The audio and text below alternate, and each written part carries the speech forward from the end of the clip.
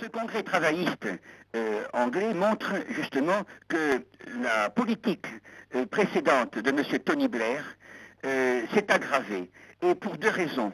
D'abord parce que aucun redressement n'a été accompli dans le domaine de la politique économique, et que d'autre part, la personnalité de M. Gordon Brown est moins hypocrite, disons, et encore plus cynique que celle de son prédécesseur, qui était formé à ce que l'on nomme la gentry britannique, c'est-à-dire c'était un élément conservateur qui avait utilisé le parti travailliste pour son ambition personnelle.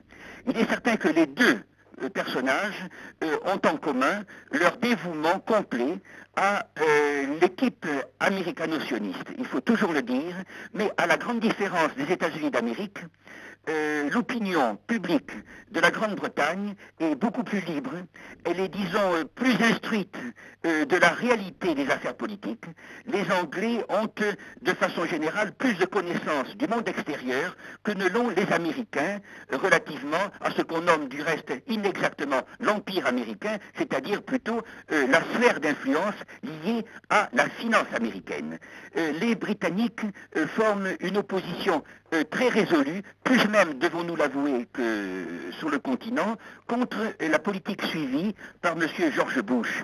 Et leur attachement, disons, à une certaine influence, en particulier au Proche-Orient, leur fait comprendre, j'entends parler de l'opinion britannique, le caractère désastreux des engagements en Afghanistan, de la politique en Irak, et aussi, disons, de la politique influencée par les Américains contre la Russie aujourd'hui.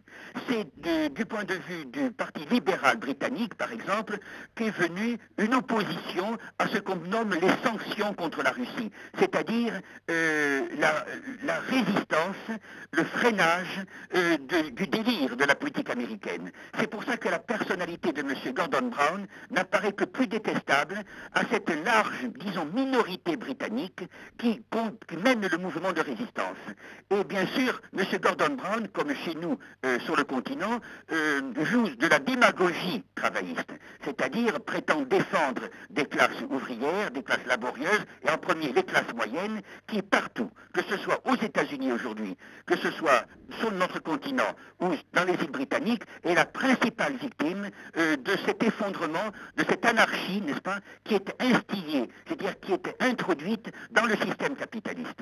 Nous espérons cependant que, quelle que soit l'issue, et il semble que l'issue serait favorable quand même à cause des pratiques rouées, n'est-ce pas, de M. Gordon Brown, favorable à son équipe. Mais il n'empêche que la lutte menée par des élites britanniques pour dénoncer la réalité justement catastrophique de la politique américaine et de l'entité sioniste porteront leurs fruits. Et nous pensons que ceci peut entraîner paradoxalement de la part des Britanniques une sorte de guidance de la résistance européenne. En tout cas, ceci s'est produit dans le domaine de la lutte contre les sanctions contre la Russie. Nous pensons que c'est en Grande-Bretagne cependant que la lutte, par exemple, contre l'engagement en Afghanistan a été la plus forte. Nous pensons que toute autre aventure que projetterait l'équipe en place à Washington se heurterait aussi quand même à disons, une opposition qui a des racines profondes, car tout ceci quand même est lié à une conservation des libertés britanniques